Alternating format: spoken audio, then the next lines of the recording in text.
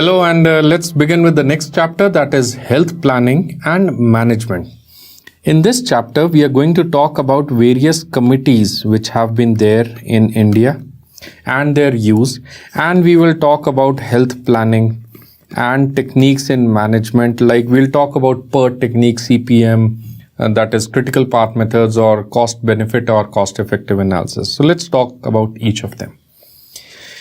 Let us look at the committees first. This is a reasonably 3-star MCQ for you. A reasonable 3-star MCQ for us.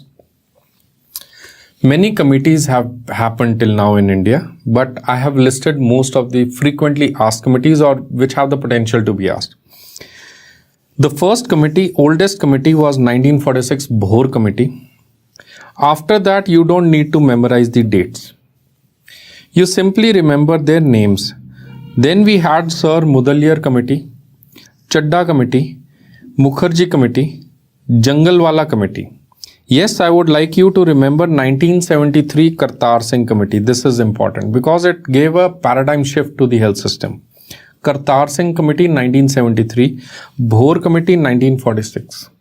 Then you had Srivastav Committee, Bajaj Committee, and finally, this you should remember, from 2002, we did not have the committees, we have the national health policies or the 5-year plans.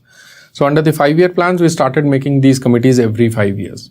So before that, we had the names of the people. After that, we don't have the names of the people. We have these national 5-year plans or the national health policies. So let us talk about each of them. So the first committee that we will look forward is 1946 Bhor Committee. Sir Joseph Bhor was the chairman of this committee, and the primary recommendations of this committee are: there is integration of preventive and curative services, development of primary health centers. So under this primary health center, MCQ which may be asked is, the primary health center the Bhor Committee proposed was for 40,000 population. Currently we have for 30,000, but the Bhor Committee proposed it for 40,000 population. Bhor Committee is also known to launch a long-term, this was a short-term PHC launching in the same year. So a long-term plan was also proposed by the Bhor Committee, and that plan was called as a 3 million plan. So under the 3 million plan, there were supposed to be 75 bedded hospitals for a population of 10,000 to 20,000. So of course, this was a long-term plan called as 3 million plan. Next is, you need to remember that PHC 40,000, 3 million plan, and integration of the health services. That is what is Sir Joseph Bhor. He actually gave us the public health system of India.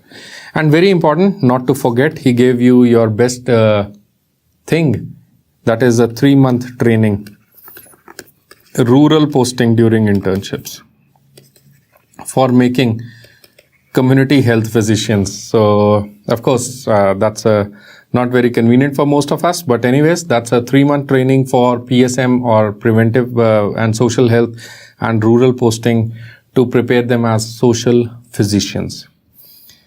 Next is, we had Mudaliar Committee.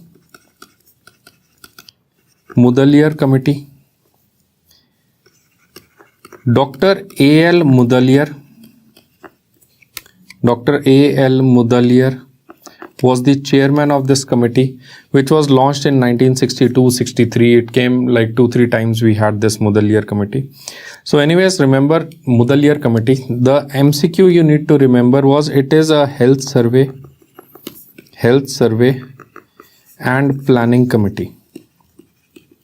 Health Survey and Planning Committee, MCQ on this. The Mudaliar Committee proposed to launch All India Health Services. All India Health Services were proposed to be launched by Mudaliar Committee, which was based on the Indian Administrative Services. Next is 1963, we have the Chadda Committee.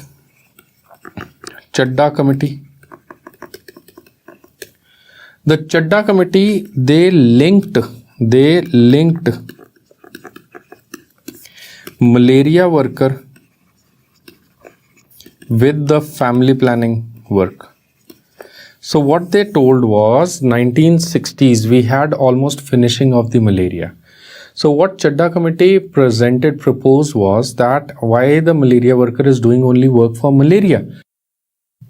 Why not the malaria worker is going door to door and promoting family planning also, because that is what the country is suffering from today in 1963s. So they linked the malaria worker with the family planning worker. It is also known as linking committee. They linked malaria worker with family worker, and they stopped this malaria worker name and they called it as a basic health worker. Basic health worker, do not forget and don't confuse, this is not a multi-purpose worker. This is a basic health worker. So malaria worker was renamed to basic health worker. These basic health worker was supposed to tackle how much population? They were for 10,000 population. So please remember, Chadda committee, basic health worker, 10,000 population.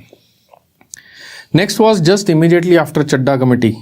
So when did Chadda committee come? 1963. Immediately after Chadda committee, 1965, you have a Mukherjee committee. Mukherjee committee was like the chairman was Shri Mukherjee. He was the health secretary at that time. So Mukherjee committee proposed, it's a very intelligent committee. He came running after Chadda committee. What he told that, sir, you are doing maybe a mistake. Why? Because you are linking the malaria work with the family planning, and both are the essential pillars of our country. If malaria is a problem, the people will not have like good health, they'll die. Family planning, if you lose it, people will have a lot of children, and then again the country is going to be in a problem. So both are very delicate issues. Don't link them. Mukherjee committee told for delinking. It is known for delinking. Delinking the malaria work with family planning work. Remember, Mukherjee committee is for delinking. Mukherjee committee is for delinking. They said that otherwise it will be like we'll lose both malaria and the family planning. We should have an undivided effort and focus towards each of them. That is what is the role of Mukherjee committee. The next in line was the Jangalwala committee, 1967. So under the headship of Dr. Jangalwala, who was the director of NHFW, National Institute of Health and Family Welfare, way back in 1967, the government of India asked them to find out why the country's health is not progressing. They found out that the problem is with the manpower. So they formulated various important MCQs. Unified cadre, that is a single uniform eligibility criteria for working as a doctor should be there. There should be recognition of extra qualifications of the doctors or of the healthcare providers, extra qualifications of the healthcare providers, and there should be equal pay for equal work, and there should be special pay or enhanced or special pay for special work.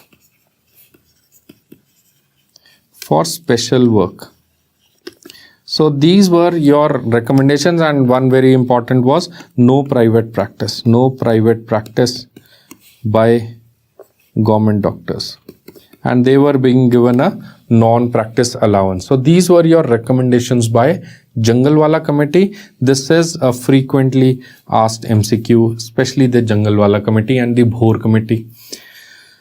After Jangalwala committee, next is 1973 Kartar Singh committee. Kartar Singh committee is known to give a paradigm shift to the public health system. What they told was the earlier known ANM or the auxiliary nurse midwives, they were converted into your MPW females. So you had a new word coming up, multipurpose worker. Earlier we had basic health workers and health workers.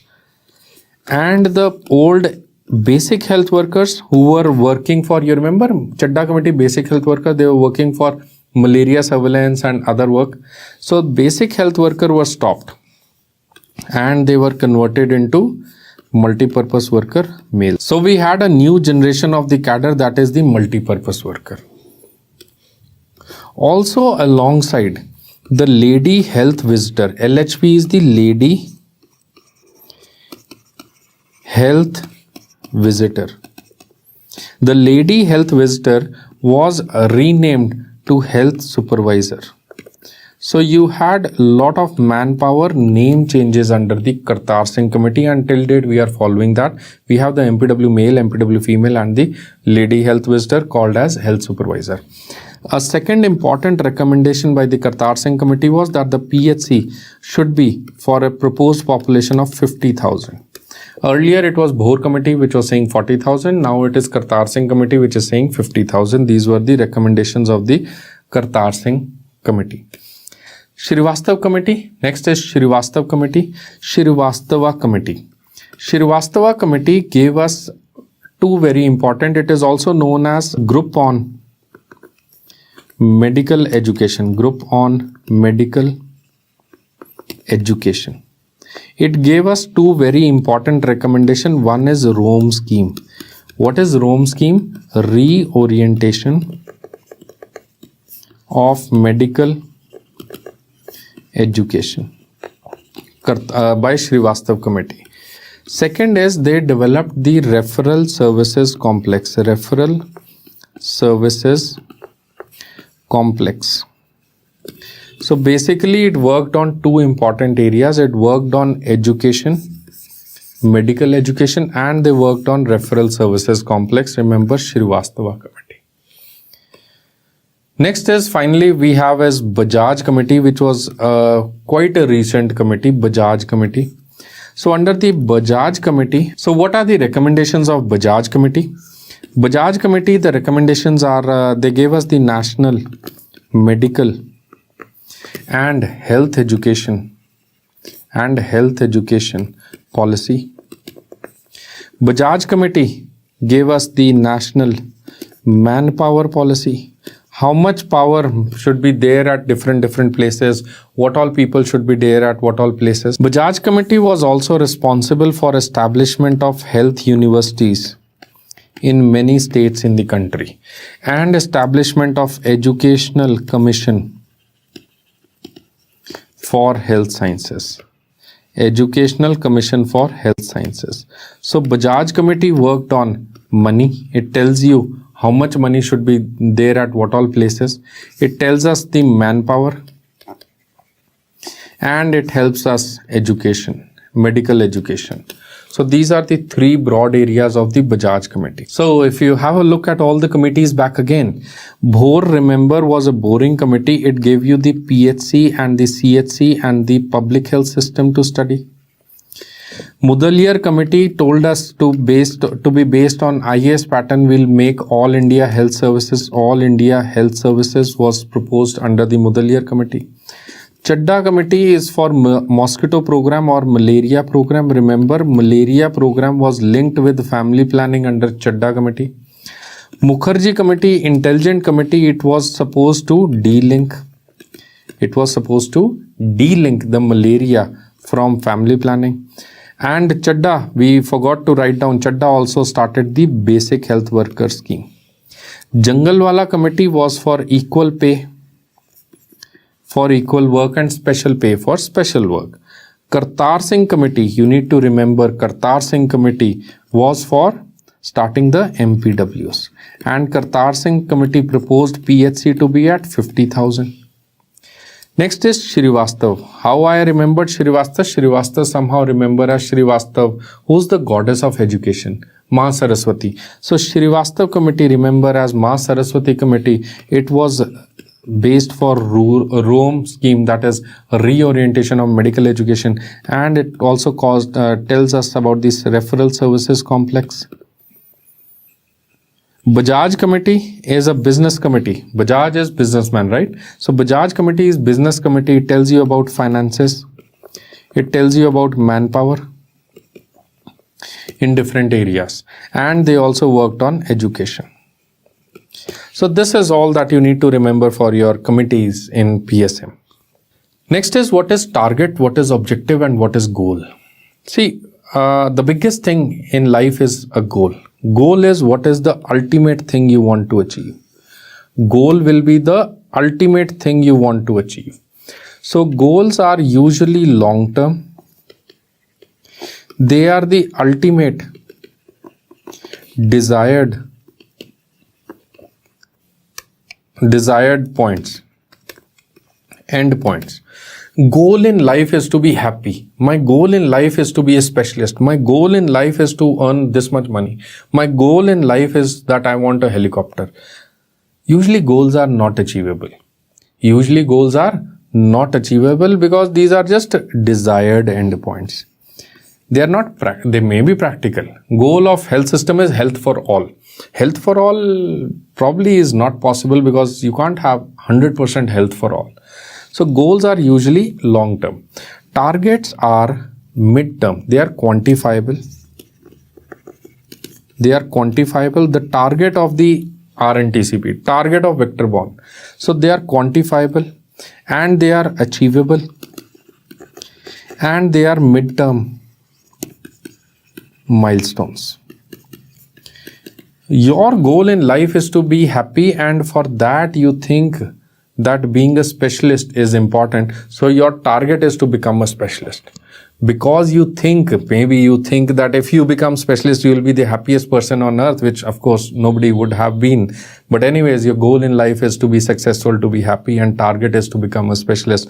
Your target is you want to become a specialist, and I pray to God you will be a specialist very, very soon. This is your midterm milestone.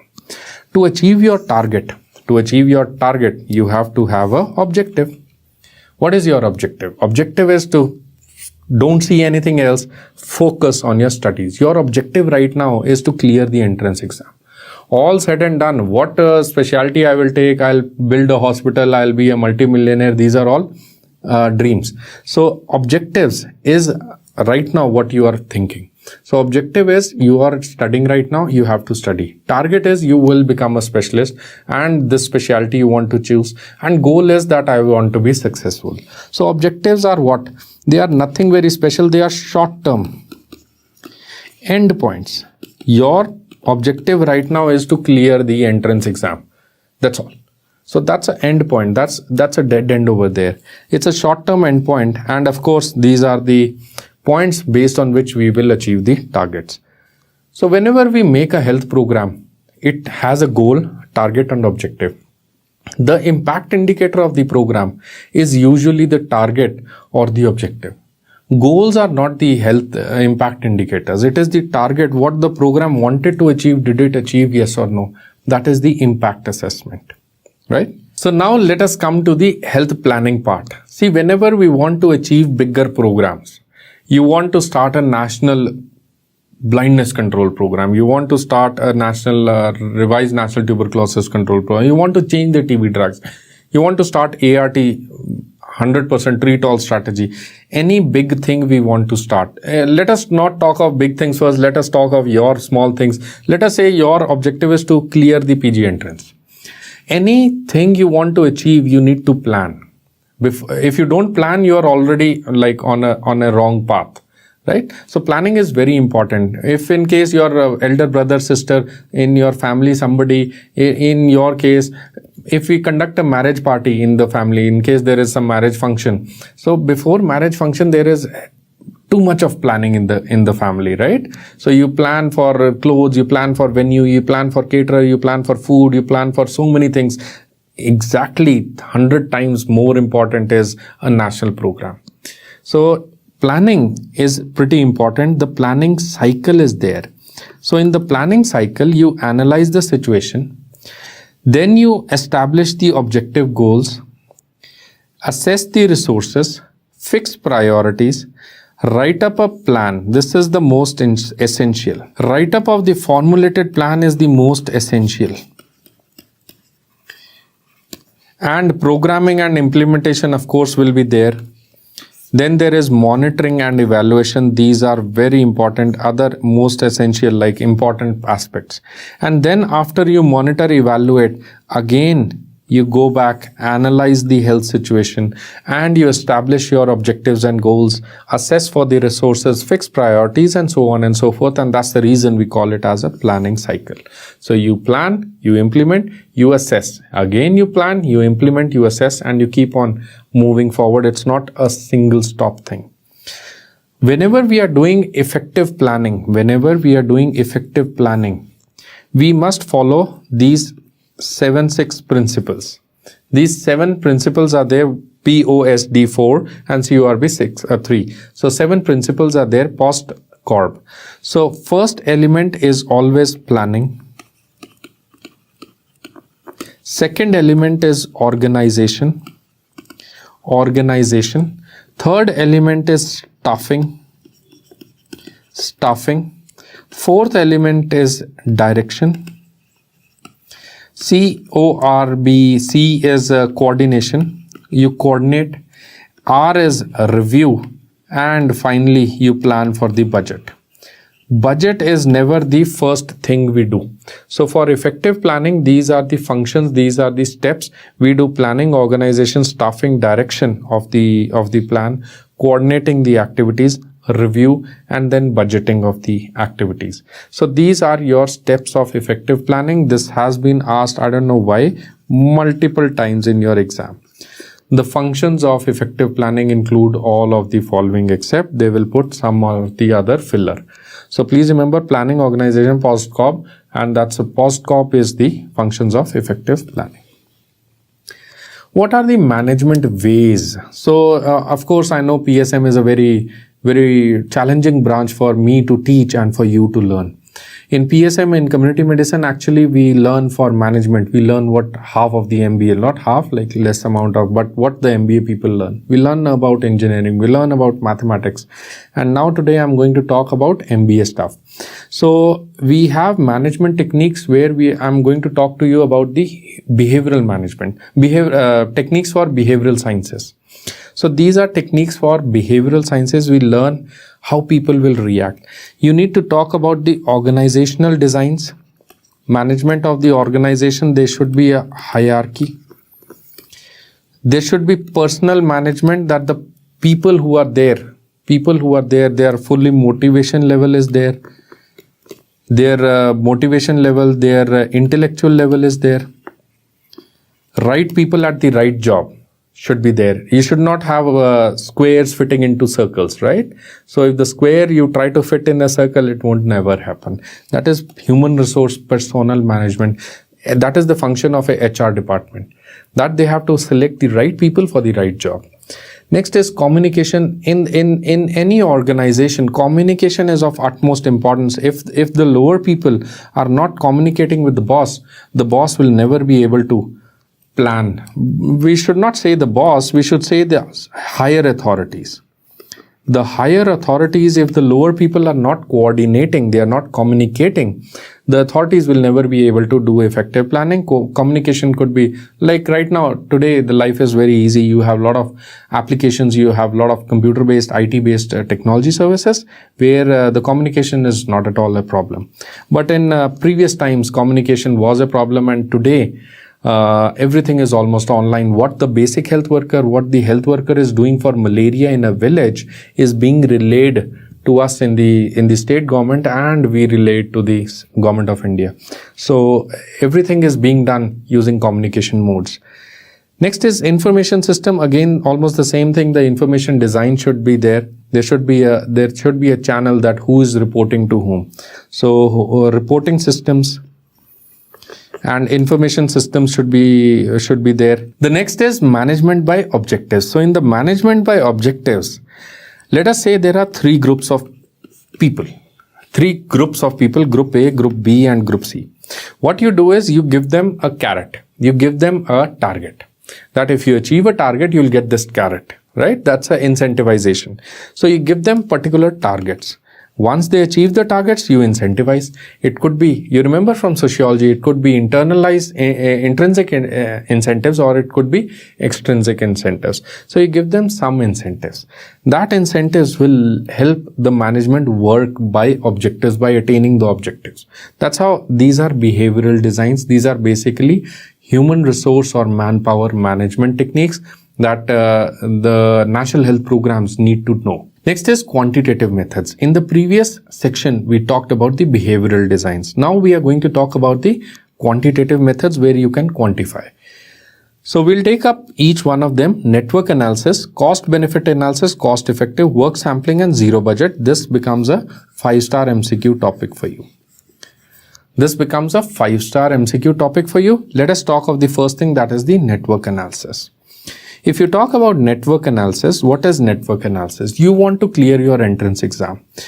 I want to start a national program for control of like deafness control program. I want to start a good food eating program. Any program that we want to start, any program you want to achieve, you should break it down. So what we do is we write down A, after A we will do B, B we will do C, then simultaneously with B I will do D also. Then after D I'll do again, after D I'll probably go to C, and then C will do E, E after that we'll do F, and we'll do G, and we'll do H together, and then we will finally do some Y amount, and then we are going to end it.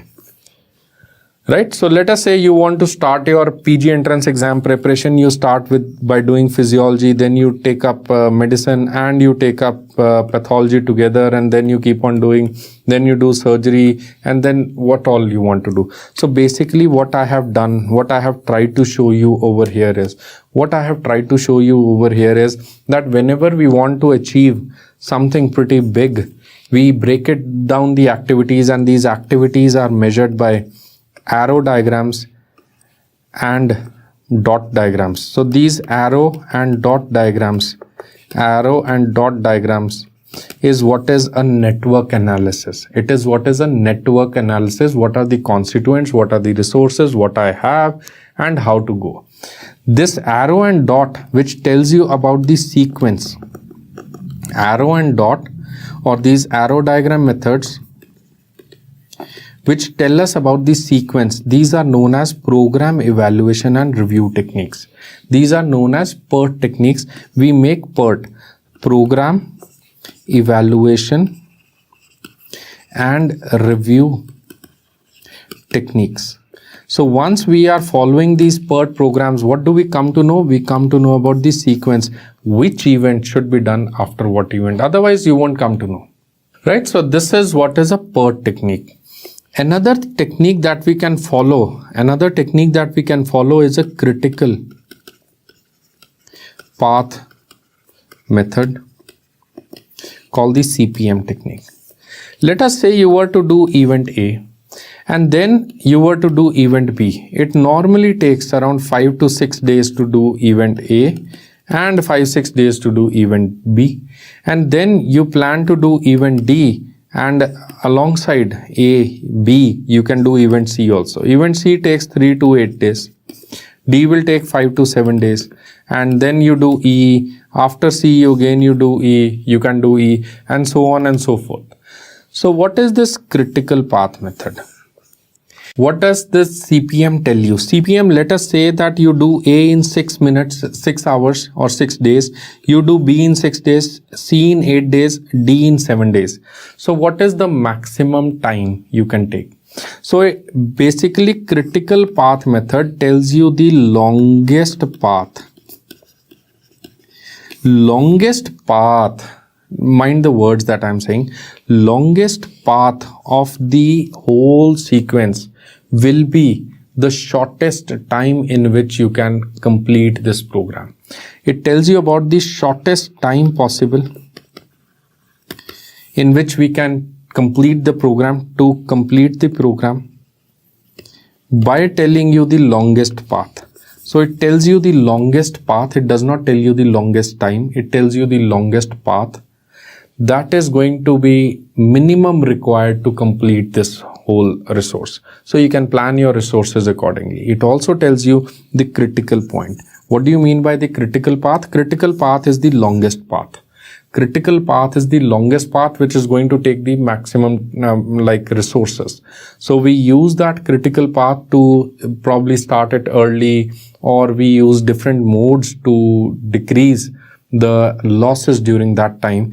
And that critical path is the longest path. It tells you the shortest time to complete an event or a program. So this is what is a critical path method for your MCQ exams. Remember that CPM is about saving time. It is about saving time. It tells you about the shortest time required. Shortest time will be told by the longest path. Longest path is also known as the critical path. Longest path is also known as the critical path. It may sound confusing to you, but that's how it is. So for more details, which is not required at your level, what you need to know is CPM is a critical path. Critical path is the longest path, giving you the shortest time. It helps you save time. What is PERT? PERT is Program Evaluation Review Technique. It tells you about the sequence of the events. So sequence with time is CPM. Sequence alone is a PERT.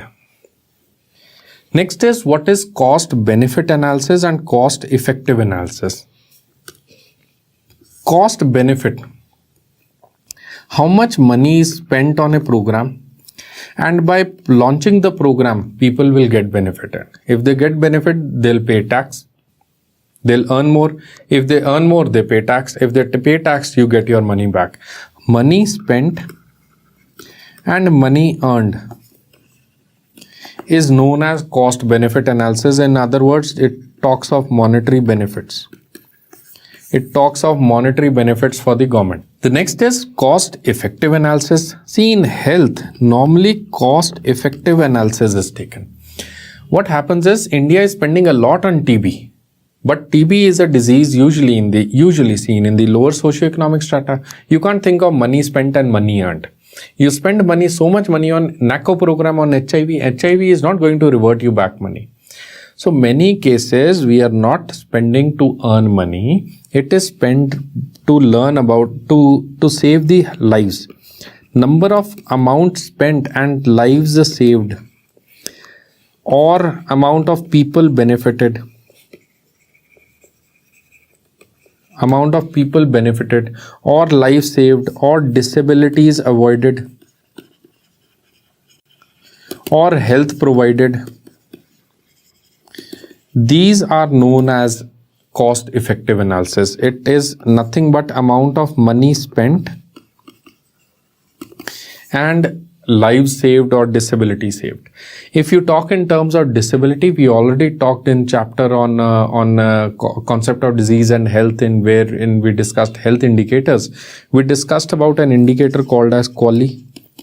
QALY is a special indicator only for disability, where you talk in terms of money spent for an intervention which is going to prevent disability and number of disability free years we are giving to the patient. So it does not matter about what amount of money you are spending. What matters is how many lives are being affected. That is what is cost effective analysis for your MCQ exam. Remember, number of lives affected. Lives affected by the program is cost effective. Money earned is cost benefit. You pay me this, I'll pay you this. Next is work sampling. What is work sampling? Work sampling is systematic observation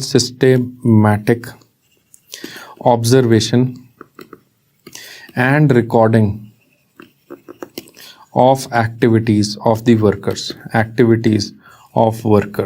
who are doing their work. So you just randomly, this is all random, you randomly check the work. This random checking of work, and you quantify it, that I checked on this date, this was the output, and you quantify it. This will tell you about two important things about the manpower needs. It will tell you about the problems faced by the population at the field level. It tells you about the job satisfaction, job performance, and job satisfaction. so you can implement much better strategies in better ways. This is known as work sampling. Next is zero budget technique. What is a zero budget technique? Usually we follow zero budget, but we have incremental budget system usually in the government. So what we have is zero budget is like, let us say in 2021, I want to ask the government of India for a budget for RNTCP. So earlier last year I got around 93 crore budget for my state for RNTCP. In 2021, how much crore budget should I ask? Should I take this 93 and add 7% inflation rate and you come up with a new number? Or what you can do is a zero budget approach. So what you do is you start from the scratch, that this is my TB load. I need TB medicines. I need to pay to the TB workers. I need salaries. I need this. I need that. And total amount comes out to be 148 crores. So you ask for 148 crores. This phenomena, these are two different topics I told. For whenever we plan for budget could be based on two things. We can have an incremental budget or we can adopt a zero budget. Always zero budget is more innovative and it is much better, provided it is done in line of the guidelines. Incremental budget will stop you from thinking new innovations. Whatever budget was there last year, this year you increase it and you do it. It will usually have an inhibitory effect, but anyways, all said and done, zero budget, it is always a much better budget because it's more innovative, it's more open budget. So that is known as a zero budget system, also called as planning, programming and budgeting system. Next is, what are the evaluation techniques? What are the evaluation techniques? For evaluation of the program, we can either do monitoring of the program, or we can do surveillance of the program. We can do impact assessment of the program. Impact assessment is what the program wanted to achieve, did you achieve? Monitoring is an ongoing process to do work sampling or to evaluate what the program wanted to achieve every time. Was it achieving? Surveillance is ongoing process with support and scrutiny. We already have discussed monitoring, evaluations, monitoring and surveillance in many parts in concept of disease and health and national health programs. Next is another evaluation technique we can do is incremental cost effectiveness ratio. Cost effectiveness ratio. What do you mean by incremental cost effectiveness ratio? ICER. ICER is given by the formula cost of product A minus cost of product B divided by effectiveness of product A minus effectiveness of product B. I wanted to study community medicine and many other subjects by this app. So on my mobile, I was not comfortable. I wanted to buy a tab. Which tab to buy? Apple tab, Samsung tab, Lenovo tab. So many tabs are there in the market. So you can find out an incremental cost effectiveness ratio. You find the cost of A minus the cost of B divided by the effectiveness. How do you measure effectiveness? It can be measured in terms of the input output. So you measure effectiveness of the product A minus the effectiveness of the, you give them some ranks. So effectiveness of A minus effectiveness of B, that will be given as the incremental cost effectiveness ratio. What do you mean by efficiency? And what do you mean by effectivity? This has also been done, effectivity. This has also been done in another program, in another topic in the national basics of national health programs. And this is efficiency and effectivity. What is efficiency? Efficiency is nothing but, you see the efficiency of a system. Efficiency of a system is input-output analysis under ideal situations or under laboratory situations. How much output this pen will give under laboratory conditions is what is efficiency of this.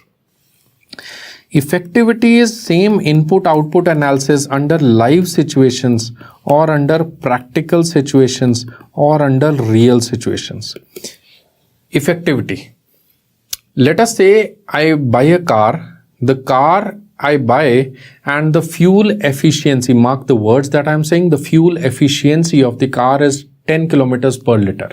So if the fuel efficiency of the car is 10 kilometers per liter, and after I buy the car, I found out the effective fuel efficiency of the same car was only 6 kilometers. So what is effectivity? Effectivity is input output under live situations or practical situations. What is efficiency? Input output under ideal situations. So a health program should have efficiency and effectivity both.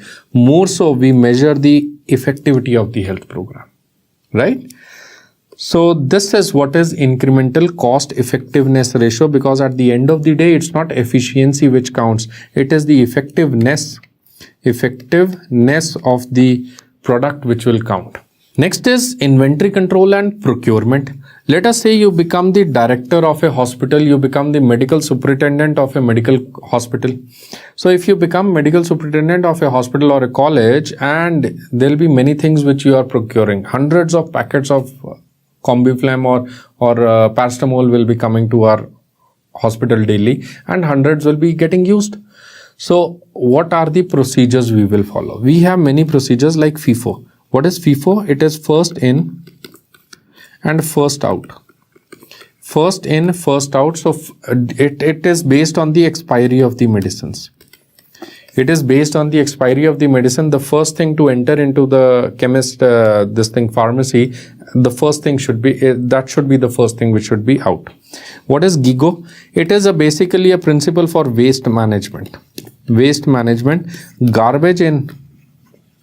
As the garbage comes in, the garbage should be thrown out, because it is more costly to maintain a garbage than to throw a garbage. So garbage thrown is always cost effective procedure. Next is, what is this ABC and VED analysis? So what happens is A, B and C drugs are there. A drug is low cost drugs. I'm just giving you example. B is a medium cost drugs. C is expensive drugs. I'm just giving you example. You can have C to the other hand also. A can be the expensive drugs, B is medium and C is the low cost. Anyways we do it. Next is, let us say there is VED analysis. ABC and VED. V is vital drugs. E is essential drugs. And D is desirable drugs. Let us say now I formulate A, B and C, V, E and D. So if I make a matrix like this, the A drugs which was low cost and C drugs which was expensive. The A drug which was low cost and it is vital for the hospital, who will procure this? Anybody can procure this. Even the lowest management can procure this. Low management can procure this. This is low cost, maybe costing 2 rupees or 1 rupees, and it is vital for the functioning of the organization. Who can procure? Anybody can procure. No need of higher authorities. Let us say there are some things which are expensive and they are desirable. Let us say you want to launch a cath lab in your hospital. A nurse won't be able to write that from tomorrow cath lab we are beginning, but nurse can order for a paracetamol tablet. But for launching a cath lab, you need to have approval of the higher management. So as you go from AV to C and D, you are increasing in the management authorities. So this central area is managed by the middle part of the organization. The low area is the vital and the low costing drugs, and the green area is for the higher management to tackle. So this is known as ABC VED analysis. It tells you about inventory control and it tells you about the procurement decisions, who's going to do what. So we have covered FIFO, GIGO, ABC and VED. What is a Six Sigma? Six Sigma is a certification. It was launched by the Motorola company. It tells you the amount of human errors in an event.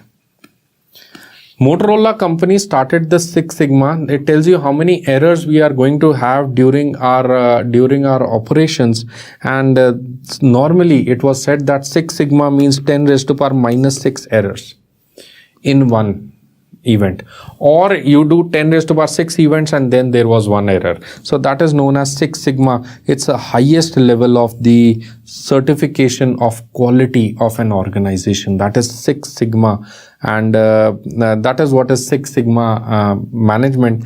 So basically, any organization which wants to excel in management, they follow all these procedures to attain a Six Sigma certification. So next we come over to the evaluation of health services. So how do we evaluate?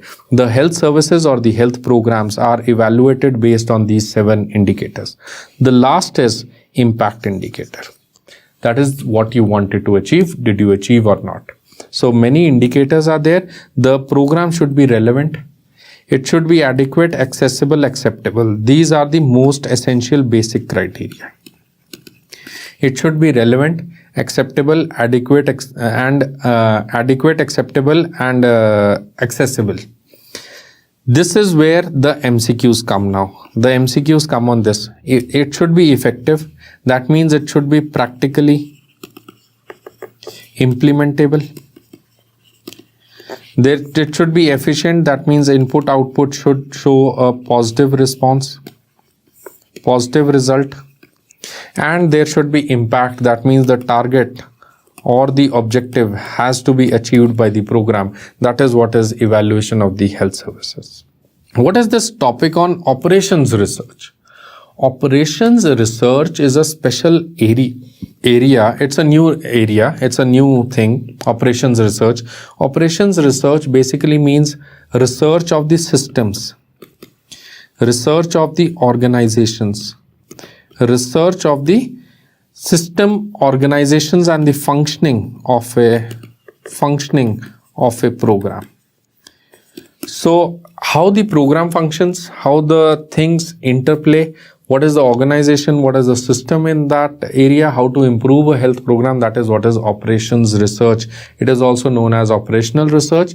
It tells you about it is a research on the operations of a program. So that phenomena is known as operations research. So if you're watching this video and you are interested in operations research, almost every program, every national health program has an element of operations research. And if you are too much interested in research, you should apply for the health program that you give me grant. So the program will give you a lot of grant if you can help the program to improve. So that is what people will feel about the program, how the program should be implemented, because it's not about the money which is criteria. The criteria is that the final impact of the program should be relayed down to the lowest possible level of our country. So that is what is operations research. It is a system research. So with that, we come to the end of this chapter. Thank you so much. Hi guys, please subscribe my channels.